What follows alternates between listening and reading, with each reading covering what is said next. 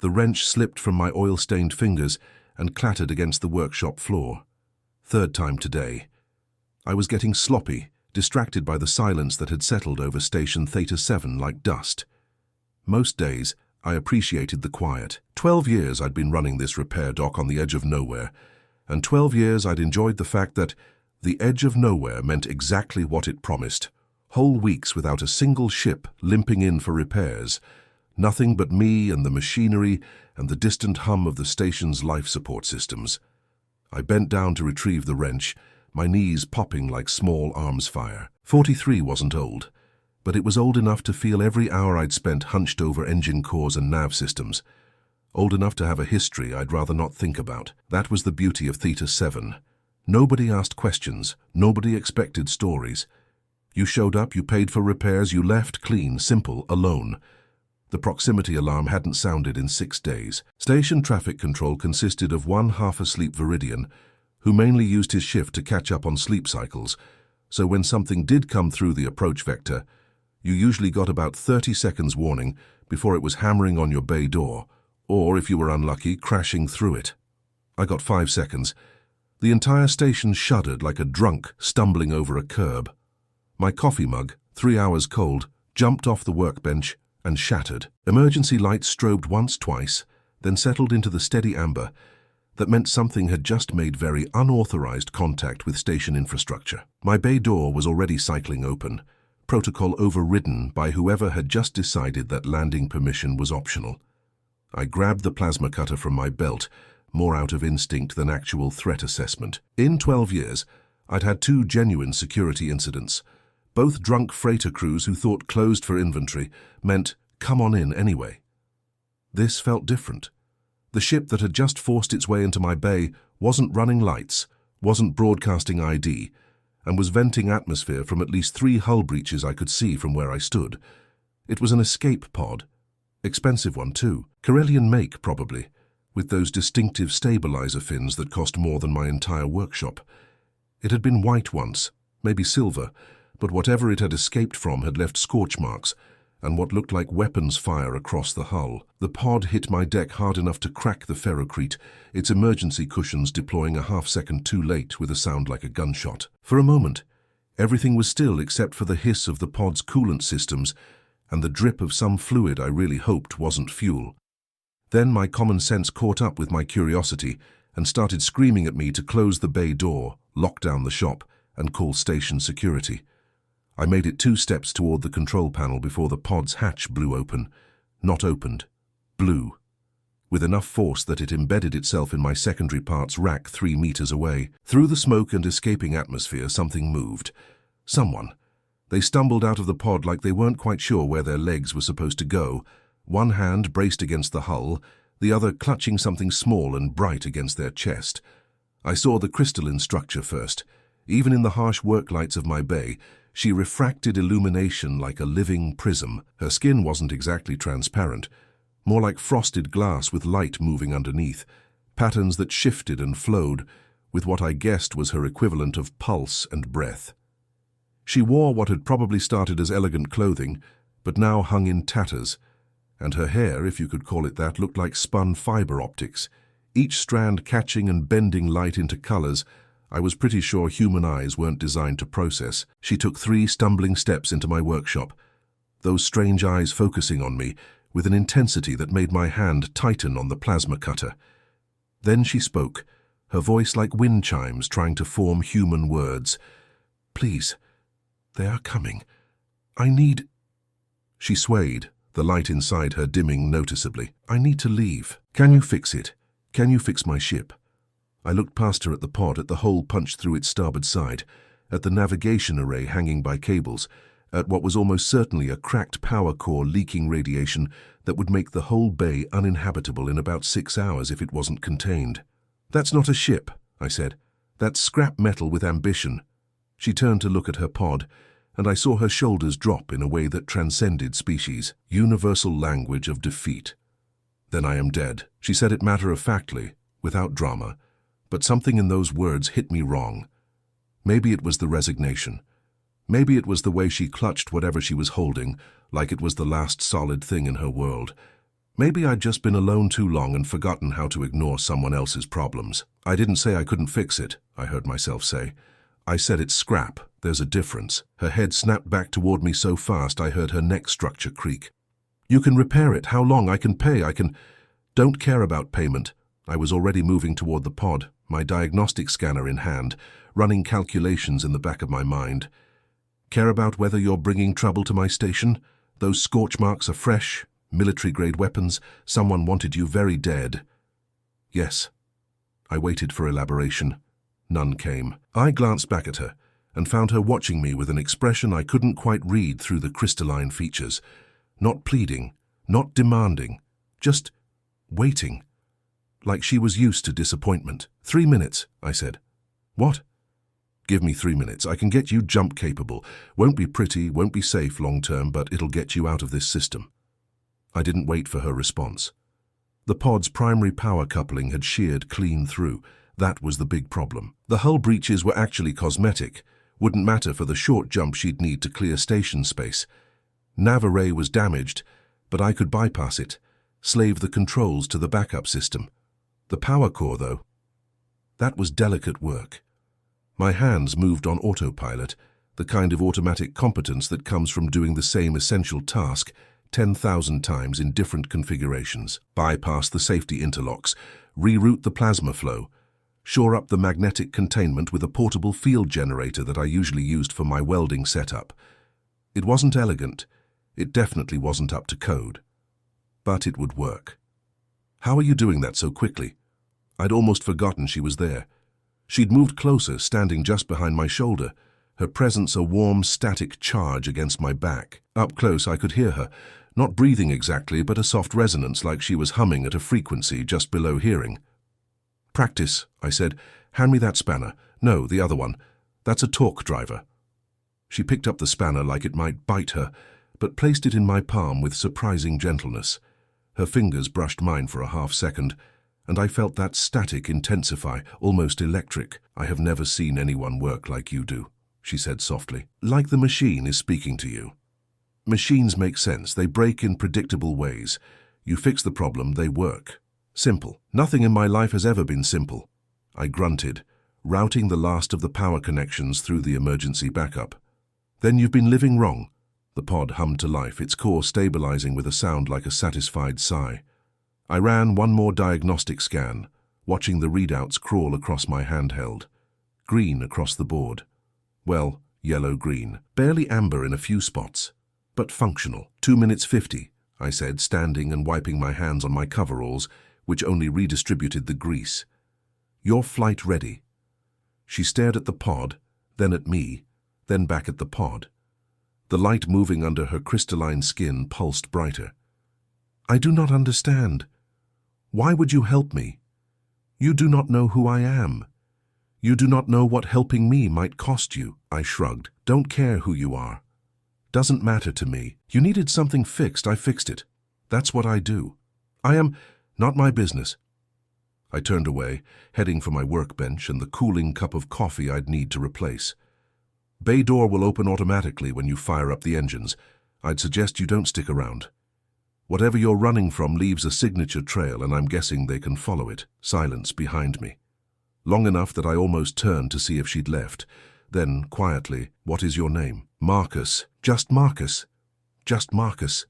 I am Crystalia, of the House of Radiance, Princess of the Third Sphere, heir to... Still not my business, Your Highness. I found a relatively clean mug and poured fresh coffee from the pot that was at least only 2 hours old. You should go. More silence. I could feel her standing there, that strange resonance building. When she spoke again, her voice had changed. Less like wind chimes, more like glass under stress. In 3 years I have spoken to 417 people, diplomats, suitors, advisors, servants, guards. Every single one of them wanted something from me. My title, my father's favor, access to our trade routes, a political alliance through marriage. That last word carried enough bitterness to cut steel. You are the first person who has asked for nothing. I'm asking you to leave. That counts. Why? Why help me at all if you want me gone? I turned to face her then, really face her. She'd moved closer without me noticing, was standing in the middle of my workshop like a sculpture made of light and loneliness. And suddenly I recognized the look in those alien eyes, because I'd seen it in my own mirror for 12 years straight. Someone who'd chosen isolation, because people were too complicated, too demanding, too much. Someone who was tired of being wanted for the wrong reasons. Because your pod was fixable, I said, and I fix things, that's all. She held my gaze for a long moment, and I had the uncomfortable feeling she was seeing a lot more than I wanted to show. Then she nodded once and turned toward the pod, walking with her spine a little straighter. She paused at the hatch. Thank you, Marcus, just Marcus. If our stars ever align again, I hope you will permit me to fix something for you in return. Nothing broken here, I said automatically. She smiled. I didn't know crystalline species could smile, but something in her face shifted, became warmer, sadder. Then we are both liars. She climbed into the pod. I moved to my control station, fingers already queuing up the bay door sequence. On my tactical screen, I could see her pod's engines warming up, the power core I'd just repaired settling into a stable cycle. Another few seconds and she'd be gone, back to wherever she came from, back to her complicated royal life, and I'd be back to my comfortable solitude. The bay door groaned open, stars visible beyond the atmospheric shield. Her engines flared, and then every alarm in my workshop started screaming at once. Station traffic control, apparently awake now, was broadcasting on all frequencies. Attention all ships, station is under lockdown. 3 military vessels have entered System Space Broadcasting Authority warrants. All docking bays are to remain sealed, pending security inspection.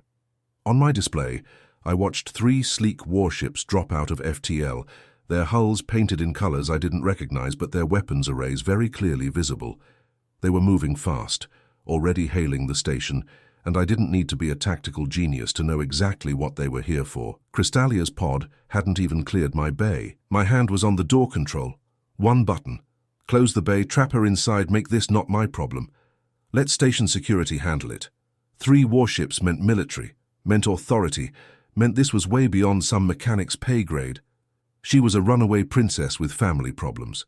People like her had resources, options, entire governments. She didn't need a washed-up repair tech playing hero. I looked at my hand on the button, looked at the screen showing her pod, frozen there in my bay, its engines cycling down as she received the same lockdown notice.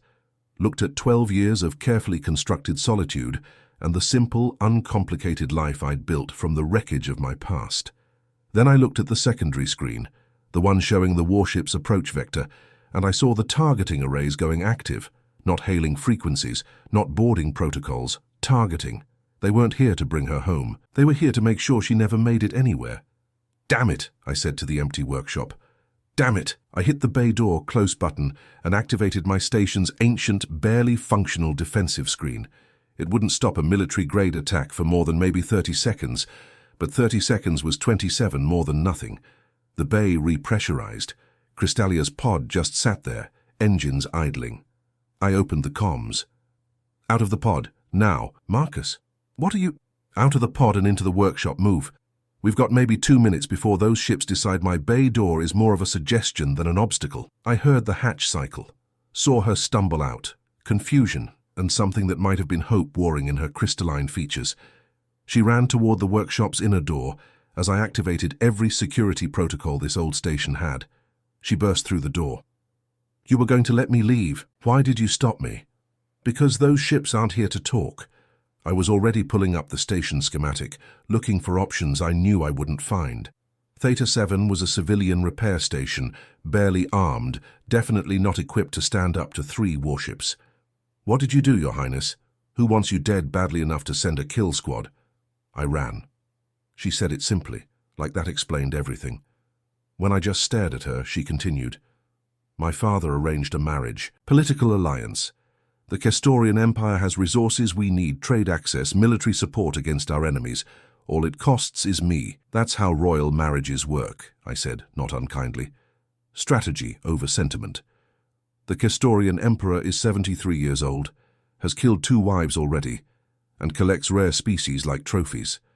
Her voice was steady, but her hands shook. I am to be his 4th wife, and give him a crystalline heir before he decides I am more valuable as a decoration in his museum. My father knows this. My advisors know this. They assured me it is a generous offer. So you stole a pod and ran. So I stole a pod and ran, she echoed, and those ships belong to my father's royal guard. Their orders are to retrieve me or ensure no one else can claim me. I'm not a person to them. I am a political asset. Station control was screaming on the emergency channel now, demanding I open my bay for immediate inspection. The warships had taken up position around Theta 7, their weapons charged but not yet firing. They wanted to minimize damage, at least for now. There's a cargo transfer tunnel, I said, making a decision that would probably get me killed but somehow felt inevitable. Old maintenance shaft. Hasn't been used in years, but it should still be pressurized. Connects to Bay 12 on the far side of the station. And then what? They will search every bay. Bay 12 has a bulk freighter. Captain Yosef, good man, hauling grain to the core systems. They won't care about checking every cargo container on a civilian freight ship. I was moving while I talked, pulling on my emergency vacuum suit, tossing her a spare. It'll be uncomfortable. Might be a week in hiding, but it'll get you away from here. She caught the suit, but didn't put it on. They will know you helped me. They will question you, imprison you, or worse. Probably. Then why? Because I fix things, remember? And you're broken, not your pod. You. I sealed my helmet, watching her through the transpex. Someone should get to choose their own life, even a princess. For a moment she just stood there, light pulsing rapidly beneath her crystalline skin. Then she moved, fast enough that I barely registered it before her hand was pressed against my faceplate. That electric static, crackling even through the vacuum suit. You are a good person, Marcus, just Marcus. Better than you believe. I'm a mechanic who's bad at minding his own business, I said.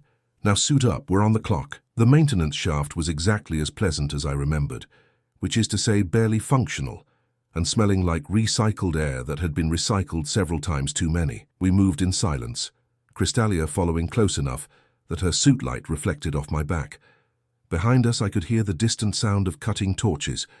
They were coming through my bay door. I am sorry, she said quietly. For what? Your workshop, your quiet life. I have destroyed them both. Workshops insured. Life was getting boring anyway. She made a sound that might have been a laugh or a sob. You are lying again. Yeah. Bay 12 was mercifully empty except for the freighter, its bulk filling most of the available space. Captain Yosef was exactly where I expected him, in the station's bar, working through his pre-flight ritual of one drink too many.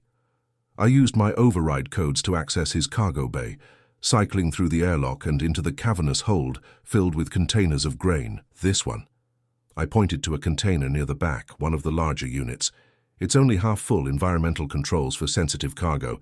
You can breathe in there, won't freeze. There's even an emergency kit with food and water. You have done this before. It wasn't a question. Different time, different person hiding. I started opening the container's access panel. That's not a story I'm telling. She touched my arm. Even through the suit, I felt that static. Will you fix my heart too? The question caught me completely off guard. I turned to face her, seeing my reflection in her helmet's faceplate, seeing beyond it to those crystalline eyes that had been looking at me since she stumbled out of that pod like I was a puzzle she couldn't solve. What? You fixed my ship in 3 minutes. Gave me a chance to escape. Now you are risking everything to save someone you do not know, asking nothing in return. Her voice was soft, wondering. I have been surrounded by people my entire life, and I have never been less alone. Then I meet someone who wants nothing from me, who sees my pod as just another broken machine, who looks at a princess and sees a person. And suddenly I feel... She stopped, struggling with words. I do not have a word for it in your language. Your Highness, Crystalia, please, let me have this. Let me be just Crystalia for one moment before I climb into that container and hide like cargo. Ara Crystalia, I said carefully, you're running for your life. Your emotions are high. I'm just the first person who helped without wanting something. That's not what you think it is. You are telling me what I feel. I'm telling you that gratitude and attraction get confused in situations like this. You get somewhere safe, you find your people, you build whatever life you want. In a month, you'll barely remember the grease-covered mechanic on Theta 7. She stepped closer. In 3 years, I have not felt what I felt in 3 minutes of watching you work. The way you move with purpose, The way you speak without deference or calculation, the way you looked at me like I was simply another problem to solve and not a prize to be won." Her hand found mine. "I am very tired of being a prize." "I'm also tired," I said quietly. "I'm tired of people and their complications. I came to this station to be left alone." "Then I will leave you alone. I will climb into that container and disappear, and you will never see me again." She paused. "But first, tell me I am wrong. Tell me that you feel nothing. Tell me that when our hands touched, you did not feel what I felt. Tell me that your heart is as repaired as the machines you fix." I should have told her exactly that. Should have loaded her into the container, sealed it shut, gone back to face whatever consequences were coming. Should have protected the quiet life I'd built from the wreckage of caring too much about people who always left. Instead, I opened my helmet, broke every safety protocol, stood there in the cargo bay of a civilian freighter, and let the recycled air hit my face. "My heart is held together with spare parts and stubbornness," I said. "It barely works on a good day. And I'm old, and I'm difficult, and I have a past I don't talk about and habits that would drive you crazy. I drink too much coffee. I forget meals. I talk to machines more than people. I'm not what you need. What if you are what I want? You don't know what you want. You're 19, maybe 20, 26. And I have known exactly what I do not want for many years. Perhaps it is time I discover the other half of that equation." Behind us, the distant sound of alarms. They were searching the station, bay by bay. We had minutes, maybe seconds. "Get in the container," I said. The light dimmed inside her. "I see. Forgive me for... I'm getting in with you." Her head snapped up. "What?" "Captain Yosef is heading to the core systems. From there we can catch transport to anywhere. The outer colonies, the independent worlds, places where royal guards don't reach and questions don't get asked." I was already climbing into the container, my mind racing through logistics. "I've got enough credits saved to buy passage, set up a new workshop. Won't be as nice as Theta 7, but it'll be functional." "Marcus, you cannot abandon your entire life for someone you just met." I looked at her from inside the container, this crystalline princess who'd crashed into my workshop and my carefully maintained solitude. "You're right. I can't. So I'm going to tell you something, and then you're going to decide whether you still want me climbing into this container with you." "Tell me." 12 years ago, I was chief engineer on the Dreadnought Valiant. Fleet ship, top of the line, 3,000 souls aboard. We were patrolling the Castorian border. I saw her stiffen at the name, but kept going. Got ambushed. 3 ships, high-yield weapons. We were outgunned, but we had the better engines. Captain ordered me to get us to FTL before they could land another hit. I told him we needed 30 seconds to safely charge the drive. He said we had 10. "What did you do?" "I did it in 8. Bypassed every safety protocol, overcharged the core, got us into FTL before their next volley hit. I could still see it behind my eyes, the displays all screaming warnings. But I'd pushed it too hard. The containment failed 3 hours later. Blew out half the engineering deck, killed 17 people. Good people. People who trusted me to know the limits of what could be done. That was not your fault. Your captain ordered. I could have said no. Could have told him 30 seconds or nothing. But I was arrogant. Thought I could bend the rules because I was that good. Thought machines would obey me if I just understood them well enough. I laughed, bitter. I was so sure I could fix anything. Until I couldn't. Crystalia stood at the entrance to the container, light pulsing slowly under her skin. "And you have been hiding here ever since, fixing things alone, refusing to let anyone close enough to complicate your penance, something like that. Then we are both running from royal guards." She stepped into the container. "Mine wear uniforms and carry weapons. Yours wear the faces of people you could not save." "Crystalia, I am choosing this, Marcus. I am choosing you. Not because you saved me, not because I am grateful, but because when you opened that door to the stars and I saw you reaching for the close button, I saw a man who understands exactly how heavy the weight of obligation feels. And when you decided to pull me back instead, I saw someone who still chooses to help despite the cost." She sealed her helmet, sealed mine, sat down in the container beside me, in the small space between grain packets and emergency supplies. "Perhaps we are both a little broken," she said. "Perhaps that is acceptable." I closed the container's access panel, listening to the locks engage. In the darkness, her crystalline structure provided the only light, a soft glow that painted the interior like the inside of a geode. "This is going to be uncomfortable," I said. "Week-long journey in a box barely big enough for two. We might drive each other crazy before we reach the core systems. Then we will arrive crazy together." I felt her hand find mine in the darkness.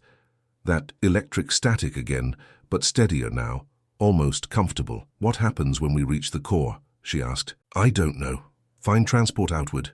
New station, new workshop. Keep moving until we're far enough away that your royal guards give up the search.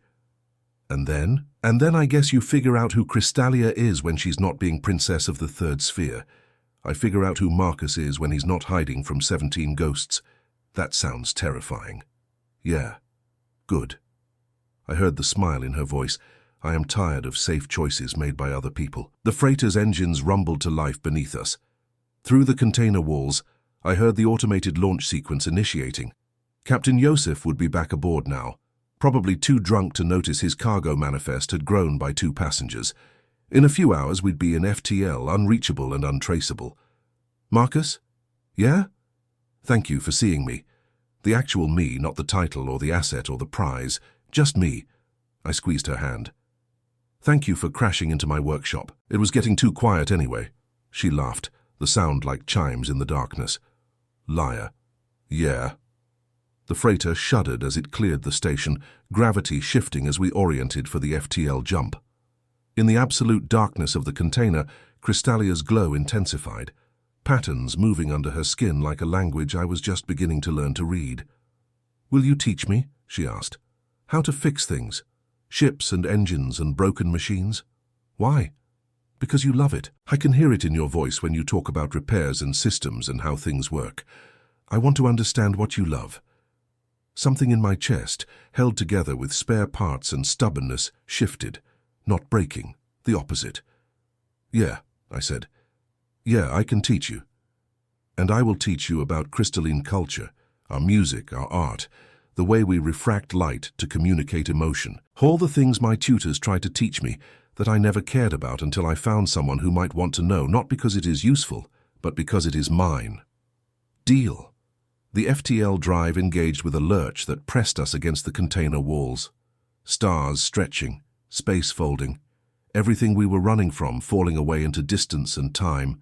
Ahead of us, nothing but uncertainty and risk and complicated questions neither of us had answers for. Crystalia's head rested against my shoulder. Through the vacuum suits I could feel that constant resonance, her presence like a frequency I hadn't known I was missing. "I am still frightened," she admitted quietly. "Me too, but less frightened than I was alone." "Yeah," I said, and meant it. "Me too."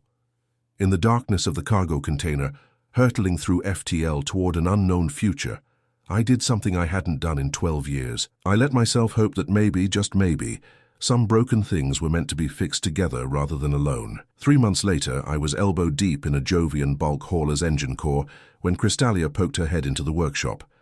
We'd ended up on Station Refuge 9, an independent platform in neutral space, where questions about royal lineages and fleet service records were considered impolite. The workshop was smaller than Theta 7, older, with temperamental life support and a bay door that stuck every third time you cycled it.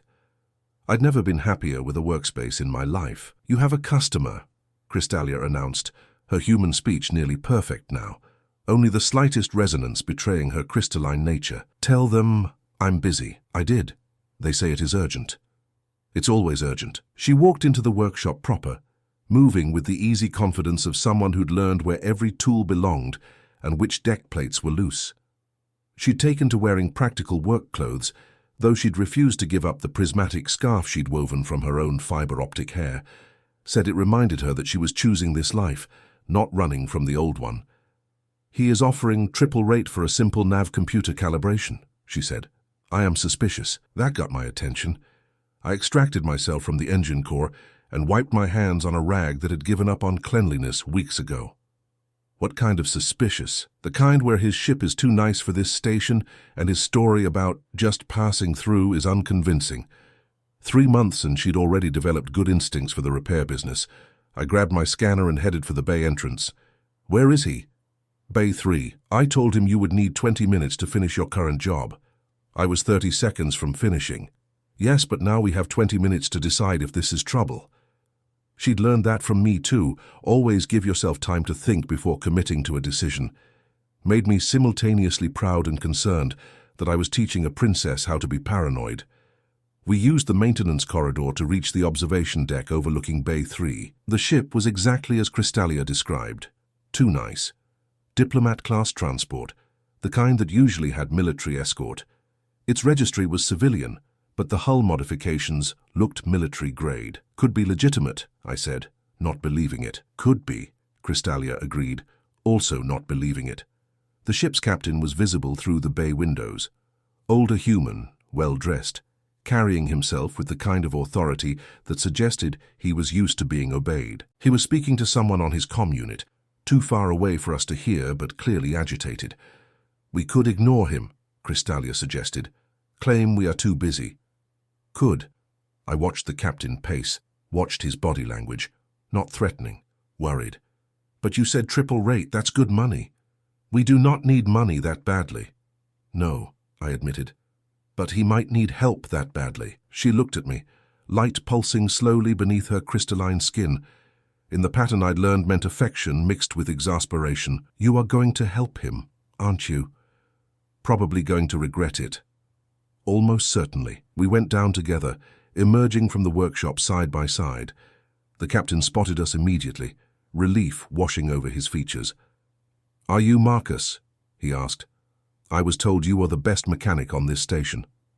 I'm the only mechanic on this station. What do you need? He glanced at Crystalia, clearly surprised to see a crystalline this far from the core territories. To his credit, he didn't comment. My nav computer is throwing errors, random jumps appearing in the calculations, coordinates shifting. Nothing dangerous yet, but I have VIP passengers and I cannot afford any risks. Show me. The ship's interior matched the exterior, expensive, well-maintained, but with signs of recent heavy use. The nav computer was a newer model than I usually worked with, but the principles were the same. I ran diagnostics while Crystalia examined the ship's passenger manifest on a nearby terminal, her fingers dancing across the controls with the efficiency she'd developed over hours of practice. Your computer is fine, I said after 10 minutes. Your problem is the nav database. Someone loaded corrupted star charts. See here? These coordinates don't exist. This whole sector is mapped wrong. The captain went pale. That is not possible. Those charts came from official sources. Then your official sources are either incompetent or deliberately sabotaging your navigation. I pulled up the error log. When did you load these charts? 3 days ago, just before leaving the Kestorian border. Next to me, I felt Crystalia stiffen. The captain noticed. Wait, he said slowly, looking at her more carefully now. You are crystalline, from the Third Sphere territories, and you are here in neutral space, far from home. His eyes widened. The princess, you are the missing princess. I had my plasma cutter in my hand before I'd consciously decided to draw it. The captain raised both hands. I am not a threat. I am trying to help. Help with what? Crystalia's voice was level, but I could hear the harmonics underneath, the fear she was controlling. The Kestorian marriage was a trap. The Emperor wanted your father's territories, needed a legal claim. When you fled, it gave him the excuse to claim your father was unstable, unfit to rule. He has been building support for an invasion, arguing that the House of Radiance needs stable leadership. My father would never allow. Your father was assassinated 2 months ago. The words hit the workshop like a physical force. Crystalia swayed and I moved without thinking, steadying her. Her skin had gone almost transparent, light pulsing erratically. No, she whispered. No, that is not possible. He had guards? Security? I'm sorry, Your Highness, truly. I was part of his diplomatic corps. When the coup began, those of us loyal to your house scattered. Some of us have been searching for you ever since. The captain lowered his hands slowly. You are the legitimate heir. With you alive, the Kestorian Emperor's claim is invalid. But we need to move quickly. Gather support. Make your existence known before he solidifies power. Crystalia was shaking. I held her tighter, feeling that electric static building to dangerous levels. Give us a minute. I guided her back to our workshop, to the small office space we'd set up in the back corner. She sank into a chair, and the light inside her dimmed to almost nothing. "He was not a good father," she said quietly. "He was willing to sell me to a monster for political gain, but he was still my father." "I know. And now I am supposed to be what? A queen. I do not know how to be a queen. I can barely calibrate a nav computer without your help. You calibrated 3 computers yesterday while I was working on the Martian freighter. That is not the same as ruling a sphere of influence." "No," I agreed. "It's not." She looked up at me, and I saw fear there. Real, unguarded fear. What do I do, Marcus? I could have told her to run. Could have said we'd planned for this, had escape routes and false identities, and enough credits saved to disappear deeper into the independent territories. Could have protected the quiet life we'd been building, the simple rhythm of repairs and shared meals and nights spent teaching each other about our vastly different worlds. Instead, I knelt in front of her chair and took her hands. "I don't know, but I know you're not the same person who crashed into my workshop 3 months ago. You're stronger, smarter, braver than you think. I am terrified." "Good. People who aren't terrified of ruling usually end up being tyrants." I squeezed her hands. "But you don't have to decide right now. Talk to the captain, get more information.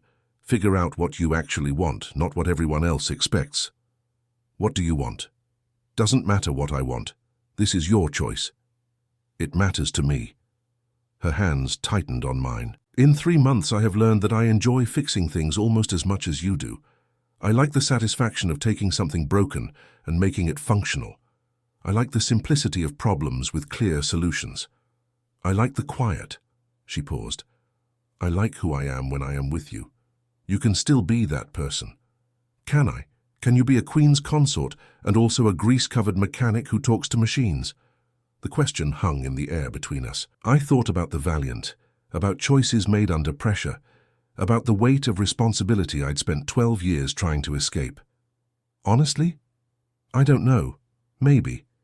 If the Queen is the kind of person who understands that some problems can't be fixed with diplomacy and politics, if she remembers that sometimes the best solution is the simple one, executed correctly, I managed to smile.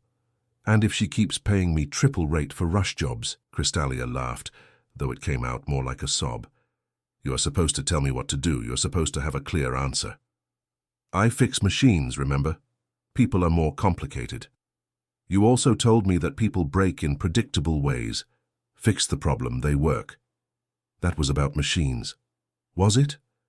She stood, pulling me up with her. "My father was broken by power. The Emperor is broken by greed. My people are broken by war and uncertainty. Perhaps what they need is someone who knows how to fix broken things. Crystalia, I do not want to rule. I want to work in this workshop with you and argue about the proper way to calibrate plasma couplings and fall asleep listening to you explain engine mechanics." Her voice steadied. "But I want that life more than I want to hide while my people suffer under the Emperor's rule. And I think, perhaps, there is a way to have both." She walked back toward where the captain waited, her spine straight, light pulsing with determination. I followed because that's what I did now, followed this crystalline princess who'd crashed into my life and refused to let me stay comfortably broken. The captain stood as we entered. "Your Highness, I know this is difficult, but time is critical. The Emperor is consolidating power daily. We need to—" "Tell me about my father's loyalists," Crystalia interrupted. "How many? Where are they?" "Perhaps 24 scattered across neutral space. Diplomats, military officers, advisors who escaped the coup, waiting for leadership. And my people? The civilians? What is their situation under Castorian rule?" "Difficult. The Emperor has imposed heavy taxes, seized crystalline resources, restricted movement. There have been protests, but they are violently suppressed."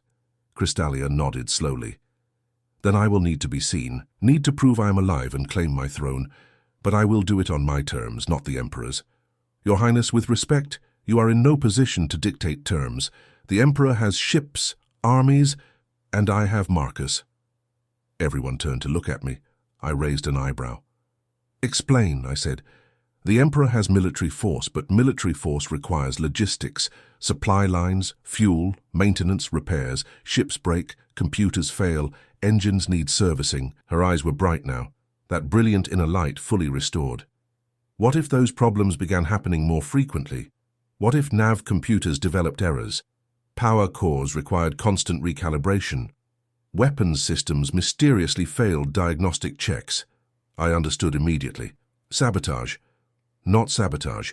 Maintenance complications, the kind that happen all the time to ships under heavy use. The kind that a skilled mechanic might notice and fix very slowly. You want me to help you wage war with tech support delays?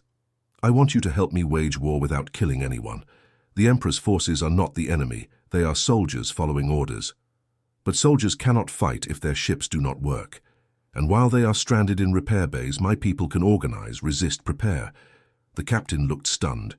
That is unconventional. That is the daughter of a grease-covered mechanic speaking, Crystalia said, and I saw her smile. I have learned from the best. For the next 3 hours we planned. The captain provided intelligence on Kestorian ship deployments and supply routes. I identified critical systems that could be compromised subtly enough to avoid detection, but significantly enough to cause operational delays. Crystalia coordinated with scattered loyalists, building a network of support across neutral space. By the time the station's artificial night cycle began, we had the framework of a plan, not a battle strategy, a repair manual for a broken government, executed one careful step at a time. The captain left to gather allies and spread word that the true heir lived. Crystalia and I stood in the workshop, surrounded by tools and parts and the comfortable clutter of our shared space. This is going to be complicated, I said. Yes, dangerous. Could go very wrong. Could get a lot of people hurt. Yes, and even if it works, you'll be a queen. Ceremonies and diplomacy and all the things you ran away from. Yes, she moved closer. But I will also have a royal workshop with the best mechanic in known space as my chief engineer. And between diplomatic sessions, I will go there and argue about plasma couplings and learn how to rebuild engines and remember that I am not just a title. A queen who fixes her own ships. The nobility will be scandalized. Good. Let them be scandalized. Let them see their queen with grease-covered hands, working beside her people, understanding the machines their society depends on. She took my hands, heedless of the oil and dirt. I will be the ruler my father could not be. Not because I am perfect, but because I understand what it means to be broken and choose to repair yourself anyway. I looked at this crystalline princess who'd crashed into my quiet life and demanded I care about something other than solitude and penance, who'd learned to calibrate nav computers and rebuild power cores and see the beauty in simple functional repairs, who was choosing to be both warrior and mechanic, queen and student. This is crazy, I said, completely. I'm going to regret this. Almost certainly. She stepped closer, that electric static building between us, the feeling I'd come to associate with home more than any workshop or station. But will you regret it with me? I kissed her then, sealing the bargain in the universal language that transcends species and circumstance. She tasted like ozone and starlight and possibilities I'd given up believing in. Yeah, I said when we finally broke apart. Yeah, I'll regret it with you. Outside the workshop, the station hummed with life. Ships docking and departing, people trading and arguing and living their complicated, messy lives. Somewhere in the core territories, an emperor was consolidating stolen power. Somewhere in neutral space, loyalists were preparing for a fight they didn't know how to win. And in Workshop 7 on Station Refuge 9, a grease-covered mechanic and a crystalline princess started planning a revolution, one carefully calibrated repair at a time. It took me 3 minutes to fix her ship. It took 3 months to fix her heart. It would take 3 years to fix her kingdom. This revelation, heavy with comprehensive renovation, settled deep within the soul, not as a daunting impossibility, but a profoundly sacred calling. Imagine the intricate tapestry of a kingdom, its foundational structures, its pathways, the hearts of its people. To undertake such restoration, encompassing every broken pillar and frayed thread, demanded not haste, but profound commitment to thoroughness. 3 years suggested sustained effort, quiet contemplation, unwavering faith, a period echoing the significant divine work in Scripture. It brought to mind Christ's 3 years of public ministry, intensive teaching, healing, and discipleship that laid the indelible foundation for an eternal kingdom, transforming hearts with grace and truth. Such a time frame spoke to the depth of damage, yes, but more powerfully to the magnitude of lasting transformation, a testament that genuine, holistic repair cannot be rushed. But some things, I was learning, were worth taking the time to repair properly. This wasn't merely pragmatic. It was a spiritual revelation, a whisper from the divine architect, inviting me into a deeper, transformative understanding of his ways. In a world of instant gratification, the Lord calls us to a different path, patient endurance and meticulous craftsmanship. To repair properly means to delve beyond visible cracks, addressing root causes of decay, much like a master builder examining bedrock. It demands prayerful discernment, seeking his wisdom for every step. This requires surrendering impatience, trusting God's timing and methods are perfect, even when slow. It means allowing the Holy Spirit to guide our hands and hearts in delicate work of reconciliation, healing and rebuilding, whether in our personal lives, families, or the broader community of faith. Consider Nehemiah, facing the monumental task of rebuilding Jerusalem's walls, a city broken and vulnerable. This was no weekend project. It required years of dedicated labor, strategic planning, and unyielding prayer, overcoming opposition. Nehemiah understood that a superficial patch-up would leave the city exposed. Only proper, divinely inspired reconstruction would ensure lasting security. Similarly, our spiritual walls, the boundaries of our faith and character, require diligent attention. Sanctification itself is a lifelong journey, a proper repair unfolding over time as God chips away imperfections and renews our spirits, transforming us from glory to glory. 2 Corinthians 3:18. It testifies to his enduring faithfulness and our cooperative submission. This truth extends beyond structures or history. It resonates deeply within our hearts. How often do we seek quick fixes for spiritual wounds, hoping a fleeting prayer or emotion will mend what truly requires sustained engagement with the Lord? True healing, genuine transformation, and enduring faith are not born of hurried efforts. They are the fruit of consistent dedication, quiet perseverance, and investing the time needed, allowing God's grace to penetrate deep within us. This intentional approach ensures repair is not cosmetic, but foundational, creating resilience against future storms. Therefore, embracing the lengthy, meticulous process of spiritual repair becomes an act of profound faith and reverence. It acknowledges the work is ultimately God's, and we are merely his instruments, entrusted with his precious kingdom, be it the kingdom within our souls, our relationships, or our ministries. The journey may be long, fraught with challenges, demanding unwavering patience, but the eventual harvest, a kingdom restored to its divinely intended glory, standing firm and radiant, is a reward beyond measure. It underscores the invaluable lesson. Some sacred tasks, profound healings, enduring constructions of faith are worth every moment of painstaking time invested to repair them properly, aligning them perfectly with the eternal blueprint of our Lord.